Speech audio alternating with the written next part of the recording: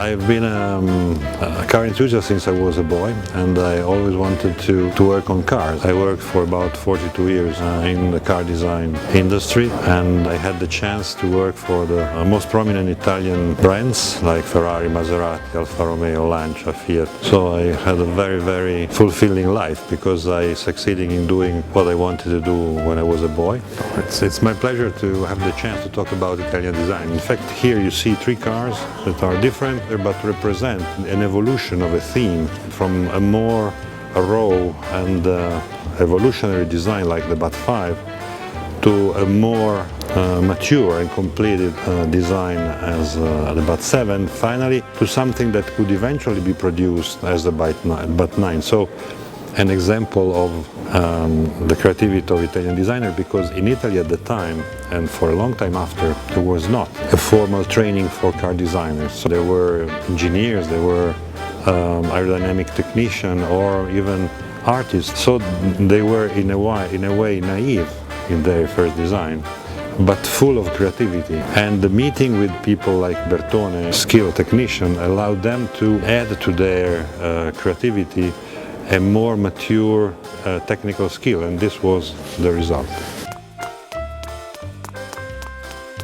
The GTO is the most expensive cars of that time because they're so rare. When we were looking at the cars back in the 60s, we were so much in love with racing cars. Racing cars were not just fast, but they were also beautiful. And the GTO is not the result of a styling exercise, it's the result of a technical thinking, because the people that designed the GTO were looking for more performance, more drivability, more speed, and so they applied the law of aerodynamics to the body of this car, and the result is still beautiful today. So it means that if you are not looking just after the fashion effect of a nice line, but you are looking deeper to what a design means, that is functionality, that is lightness, elegance, proportion, and you go back to the basic, you keep things very simple and clean, you get the best of design.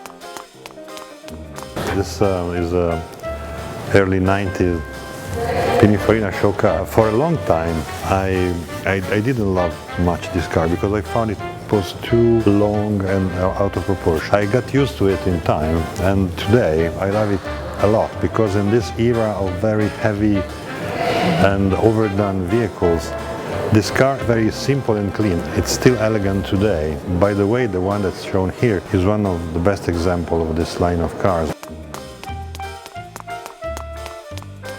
When the Miura came out, I was at high school and I was thinking about my future, and seeing this kind of vehicle come true gave me a lot of boost to continue my dream of working in the car industry. By the way, this year is the 50th anniversary of the Miura presentation, and even if the car is 50 years old, it still looks striking today. And at the time it was something never heard of, because it was a midship car with transverse engine that allowed to explore different proportions with a much lower front. So it was something unexplored, and usually when you start with the breakthrough, usually you're not successful at the first attempt. You have to get used with this new approach. But in the case of the Miura, it was an outstanding car. It was almost perfect. It's never-lasting beauty. It's timeless. I think it will be beautiful in the next 50 years. So it's a very, very important car for me and for the designers.